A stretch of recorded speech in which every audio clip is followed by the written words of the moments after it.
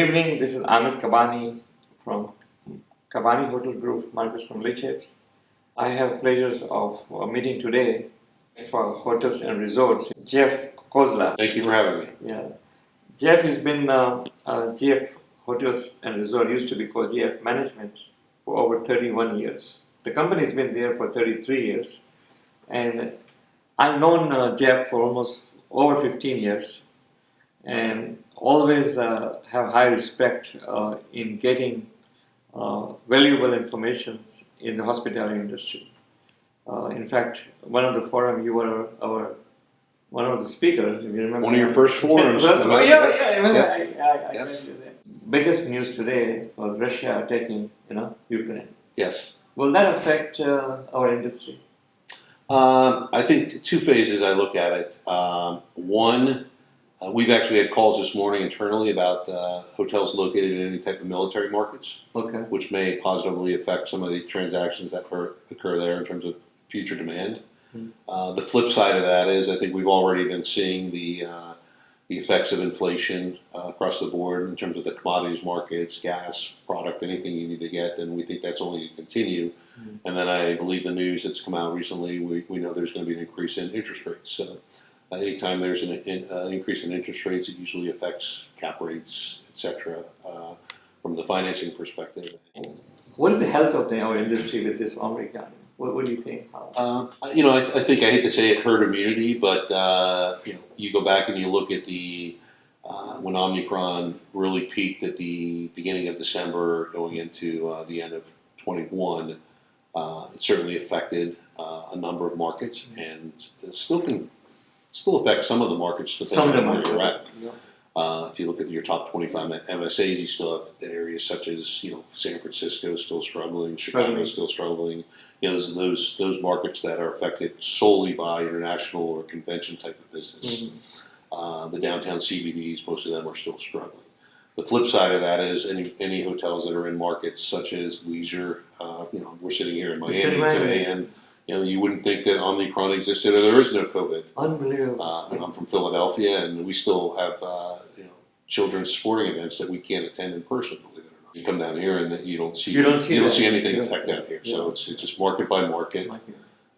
So I think we're on the downside of Omicron, and hopefully we won't have another variant that will come out. But I think even if another variant does come out, it should not affect the industry because I think the vaccination rate of most people. Because that's what I was going to say. That helps, And going forward, this economy is changing so fast, that the hotel industry, RevPAR, the occupancy on 25 markets plus some of the leisure market has picked up so much. The demand has increased. Is this going to continue? We should have another strong year in terms of the leisure market where I'm not going to say you can charge a higher ADR, but we're seeing record ADRs in a number of the leisure markets out there, whether it's anywhere in Florida, down in the Florida Keys, significantly over 2021, which had some really strong numbers in the leisure markets, as we all saw. The real question is tied to the stock market. If you look at what's happened over the last 3-4 weeks, the dip in that, people start looking at their statements. If people look at them on a regular basis, is that going to affect their spending demand or their mindset in terms of going on vacation, etc. When you talked about the activity over in Europe with the invasion, is that going to cause people not to want to travel internationally again? Because quite honestly, I believe that the fact that the borders were shut, people didn't want to travel internationally. That also helped the leisure demand in most of the drive-to markets in the United States in 2021 and even into this year right now. In your company, how do you see with property that you are managing and property that you own, what kind of outlook that you're looking at? In Florida, Orlando, which we have a very large presence, and I know your team has sold quite a bit of properties up there. We're actually anticipating one of the best for back half of this year is based off of the convention calendar, the amount of leisure demand, and the booking pace that we're seeing in all of our property types up there, whether it's full service, select service, extended stay. We're seeing significant demand right now.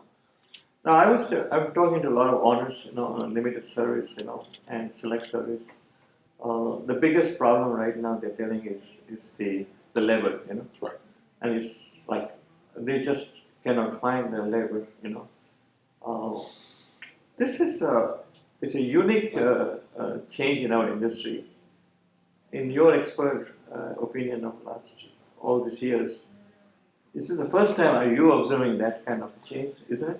It certainly has been a struggle for our industry, a combination thereof. If you think about all the government aid that was given to people, and they really didn't have to go to work or could sit at home and collect money, that was challenging. Mm-hmm. In our industry as well, you've got to realize that the hotel industry also had a lot of international people that would come in Mm-hmm. and work in the United States, whether it be on a green card or a working visa, et cetera. And some of those people have not been in the states to do all that, so you're missing that workforce. The other item certainly is if you look at the wages that you're competing with an Amazon or another type of facility like that. The wages for general housekeeping or the average wage of a front desk clerk, et cetera. I mean, you're looking in Florida, it's probably $15, $16 an hour. Oh, it's coming, yeah, that's right. I'll bet you if you went back and looked at that, your statistics from back in 19, you were probably 11 or 12 or 10. Unbelievable, yeah. So it's changed significantly. Mm-hmm. And we're fortunate enough that what happened with Omicron, I think all the operators, we've learned to operate a little bit more efficiently. Mm-hmm.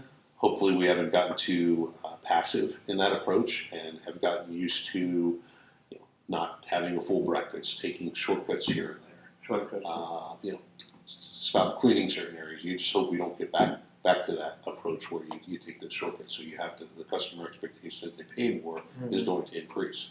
And quite honestly, the brands had also given some leeway in terms of how you operated. I saw that. And now they're out doing inspections of the properties, and the customers are telling you what they want, what they want to see. Full service hotels, Hilton, Marriott are now requiring you to have your restaurants open now, whereas before you didn't. Before then, yeah. And you basically had a large hotel that was operating as a select service hotel, which your margins were incredibly high.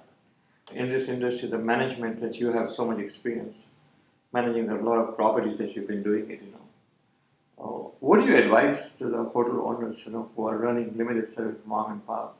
What they should do in this kind of market to manage their property? I mean, we've always focused on relationships with your staff. Okay. When you run into a mom and pop operator on a limited service, usually they're family run.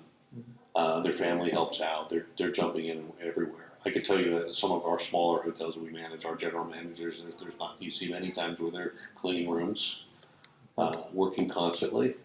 They just have to stick with it. Make sure you take care of your employees. Yeah. Do the extra things. We do more employee appreciation events than we ever did before. Mm-hmm. You just got to take care of them. So it's a very good work environment. Yeah, so they have to enjoy to want to come to work because you want them to do that. Mm-hmm. And we focus on the mental health side of it because the last thing you want to have is people sitting at home 24/7, and you want to get them out. So we make sure it's a nice environment for them. One of the other things that we focus on is the flexibility of the work environment. Okay. Whereas if somebody, instead of having an 8-hour shift, that they can only come in for 4 hours, mm-hmm. You'll take their 4 hours and be happy with it, mm-hmm. instead of requiring them to do 8. So they may do 6 4-hour shifts instead of 3 8-hour shifts. Mm-hmm. You'll take whatever you can get, and then it'd be working around their daycare or taking care of their children, but you still get them to come to work on a regular basis. A lot of clients are coming to us and saying, why it's so expensive? If the hotel's valuations is there, what is your feedback? How this is going to change this year? It's all about the demand. No different for a hotel operation in terms of occupancy and ADR. If you think about revenue management in a specific hotel property, you're handling it the same way on a valuation property. If there's increased demand of buyer pools that are out there, and you have a willing seller that's willing to sell and not get too greedy, we see that the demand will continue to drive values up. Mm-hmm. The other selling point is the price of construction for new hotel product and new construction, between labor increases and product increases. Sometimes you have to look at the demand on that. It doesn't make sense to build a new hotel if it's going to cost you $200 a key to build a new hotel, and you can buy one for $150 a key on a going concern operation, and you have to spend $25. It may be their best bet to get into a market. In the mid market. Yes. Do you see any distressed properties opportunity this year? Yeah, our portfolio, one of our business models is we've done receivership and REO management. The 30 years I've been with the company, we've handled over 700 assets in that classification. Everybody thought there was going to be a huge wave when COVID hit. Between the CARES Act and the Troubled Debt Restructuring Act that took place, there was certain forgiveness that were given, and there was quite a bit of forbearance given with other lenders. We're seeing more and more product come to the market. What's out there? There hasn't been this huge wave, but we have handled more receivership sales. We're involved with hotels we're managing that are REO in the last 2 months of 21 and the first part of this year. We'll see those continue probably through Q2. We don't see the volume of new activity coming in, new assignments in terms of REO or receiverships in the volume that we had in early 2020 and even in 2021. Lending is coming like very, very favorable. Why so the lending is so favorable lately? It'll be market by market again. Okay. Just like any good banks or financial institutions, if there's money, they have to put it out there. They're going to lend it. And if they feel very comfortable, it becomes a competitive environment. As you well know, when you were looking at the end of 2020, I don't think any lenders were looking at any deals. It was very difficult to do. Very difficult. Correct. But just like anything, as the markets continue to increase, it becomes more and more competitive. There's more money allocated. The lenders feel comfortable with their book, their position, and their allocation of hospitality assets within their loan portfolio. In conclusion, I wanted to ask you, if you have to advise the hospitality industry for 22 outlook, what are the 3 things they should look out? Take care of your employees or your associates. Okay. You can't operate a hotel in 22, so you want to make sure that they're well taken care of, where you're not going to be able to survive. The second item is you've got to make sure the property's taken care of. Taken care. Okay. If you think about in the last 2 years, between the leniency that the franchise have given, or the franchisors have given the owners and the operators, there wasn't a lot of extra money to put into the property, so some deferred capital projects were put aside, etc. And then the third item is again, be resilient. We've been through. I've been through many cycles, and I think we all saw the writing on the wall at the end of 2019. We were on a 10-year uptick in terms of RevPAR improvements. Everybody was expecting a decline. I think we talked about it at your event maybe that year. You saw the dip, and actually, if you look at the last 30 years of the industry, it's ups and downs. So I think we're going to continue to rise, and the hotel industry is a great industry. It's great industry. Always a pleasure to talk to you. Besides friend, you are the source for many people, and what I've known. So we have a lot of respect for you.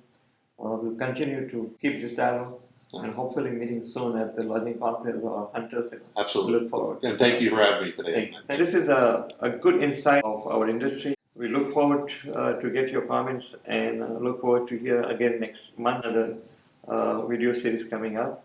This is Ahmed Kabani from Kabani Hotel Group, Marcus Millichap. Good evening. Thank you.